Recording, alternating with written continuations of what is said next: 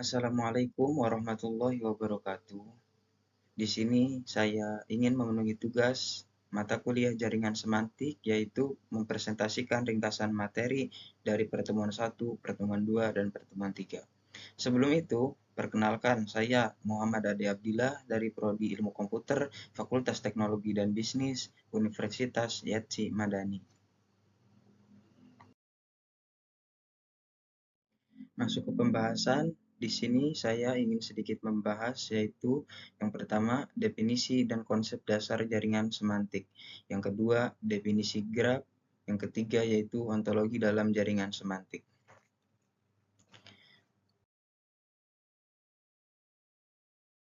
Yang pertama yaitu definisi dan konsep dasar jaringan semantik.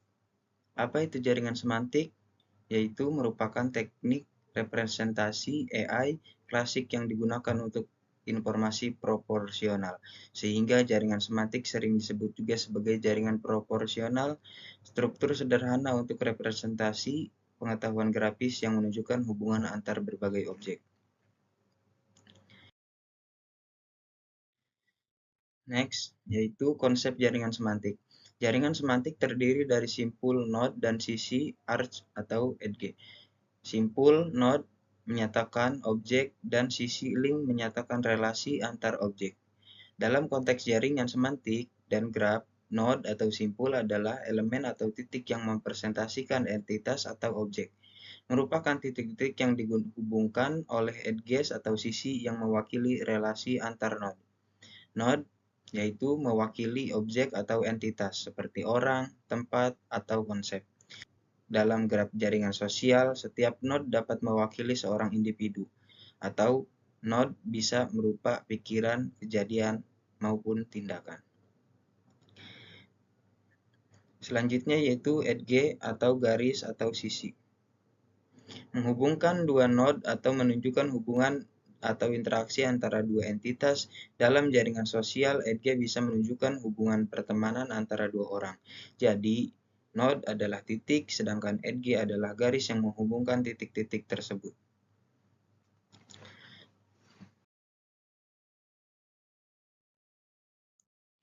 Konsep jaringan semantik dalam konteks graf, baik edge maupun arch digunakan untuk menggambarkan hubungan atau koneksi dalam dua node. Namun ada perbedaan dalam penggunaannya. Yang pertama yaitu edge atau sisi. Digunakan dalam graf yang tidak berarah. Hubungan antara dua node tidak memiliki arah tertentu. Misalnya, hubungan pertemanan antara dua orang di jaringan sosial adalah timbal balik, sehingga tidak ada yang harus ditentukan.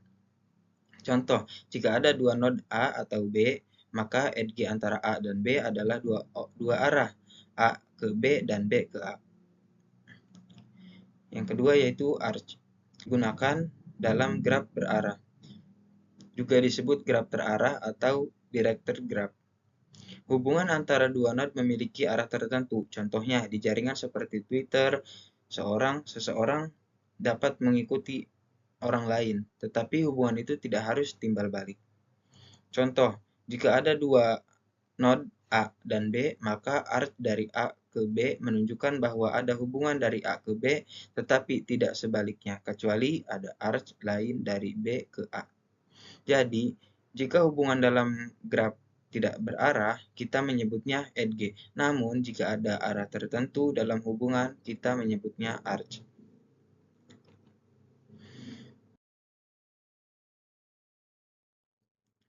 Next, konsep OAV, yaitu Object Attribute Value. Yang pertama objek, yaitu entitas, misalnya mobil. Yang kedua atribut, yaitu karakteristik objek, misal warna. Yang ketiga yaitu value, yaitu nilai, nilai atribut, misalnya merah.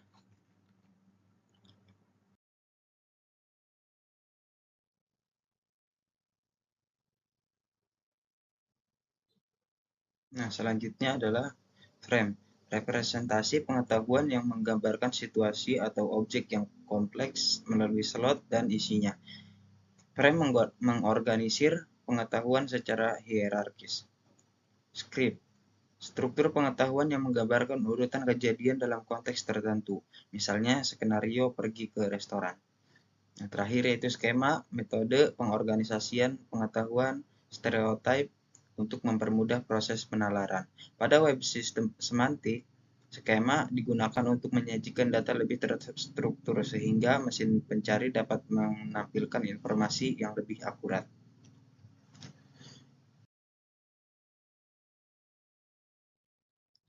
Nah, masuk ke pembahasan kedua yaitu graph. Graph adalah struktur data yang terdiri dari node atau vertex dan edge atau garis penghubung. Node mempresentasikan objek, sementara edge menggambarkan hubungan atau koneksi antar node. Graph dapat memiliki berbagai bentuk keterhubungan seperti one-to-one, one-to-many, dan many-to-many.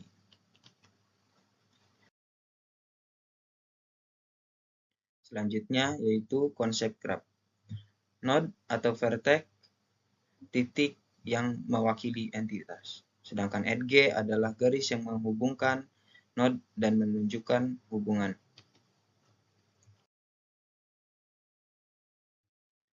Nah, di sini ada contoh penggunaan graph. Digunakan untuk menggambarkan jaringan jalan, kereta api, saluran telepon, koneksi elektrik, atau ketergantungan tugas dalam sebuah proyek. Dan di sini juga tertera masalah-masalah graph. Yang pertama yaitu shortest path problem, maximum flow problem, graph searching problem, topological ordering, traveling salesperson problem.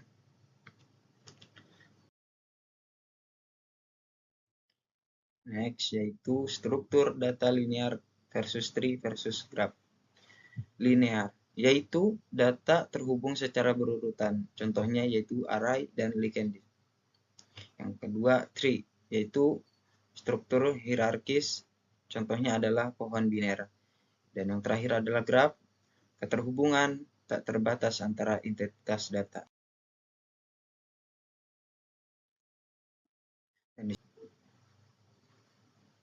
Nah, selanjutnya yaitu kategori graph. Undirected graph yaitu edge tidak memiliki arah, hubungan dua arah atau antara node. Directed graph atau di graph, edge memiliki arah menunjukkan hubungan satu arah antar node. Yang terakhir yaitu weighted graph, edge memiliki nilai atau bobot yang menunjukkan biaya, jarak, atau waktu. Selanjutnya yaitu operasi pada graph. Yang pertama ada add vertex, yaitu menambah node baru. Yang kedua, delete vertex, menghapus node tertentu. Add edge, menambah garis penghubung antar node. Delete edge, menghapus garis penghubung. Search path, mencari panjang path antar node. Dan yang terakhir yaitu traversing, yaitu menelusuri node melalui edge.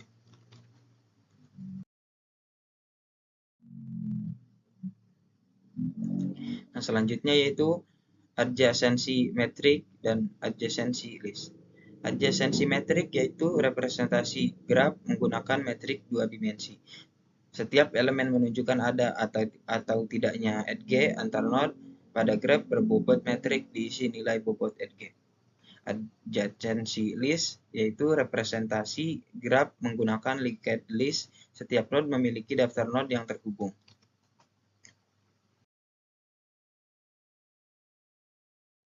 Nah, masuk ke pembahasan yang terakhir yaitu ontologi. Ontologi dalam jaringan semantik adalah struktur yang menjelaskan makna suatu objek, sifat-sifatnya serta hubungan antara objek dalam domain pengetahuan tertentu. Ontologi membantu mendeskripsikan dan mengorganisir informasi sehingga memudahkan pemahaman yang kompleks.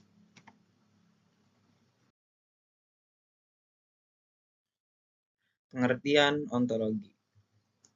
Ontologi merupakan cara sistematis untuk menyusun dan menjelaskan pengetahuan di suatu bidang, seperti kesehatan, pendidikan, atau teknologi.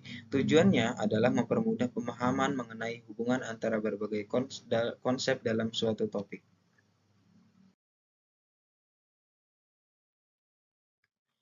Next, manfaat ontologi. Yang pertama, manfaat dari ontologi adalah mengorganisasi informasi secara lebih jelas dan struktur, menyusun hubungan antar konsep dalam suatu domain pengetahuan. Yang terakhir adalah mempermudah pencarian dan penemuan informasi yang relevan dan lebih akurat.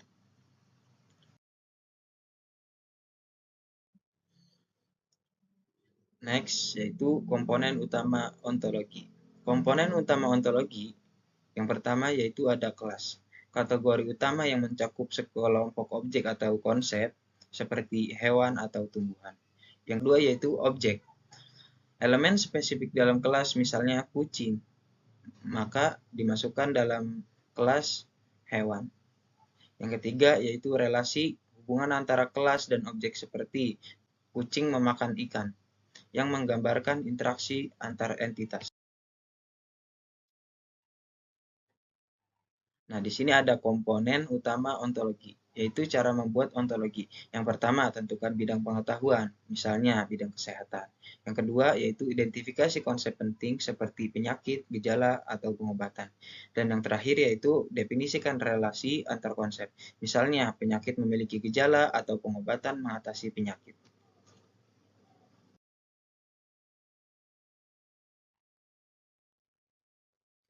Nah, di sini ada contoh penggunaan ontologi. Yang pertama, penggunaannya yaitu mencari. Ontologi membantu mesin pencari seperti Google menghasilkan hasil yang lebih relevan berdasarkan pemahaman hubungan antar kata kunci. Contoh yang kedua yaitu sistem gejala ada sampru. Menghubungkan gejala dengan penyakit atau pengobatan untuk memudahkan diagnosis dan penanganan pasien. Mungkin cukup sekian presentasi dari saya. Kurang dan lebihnya mohon maaf apabila ada kata-kata yang salah. Wassalamualaikum warahmatullahi wabarakatuh.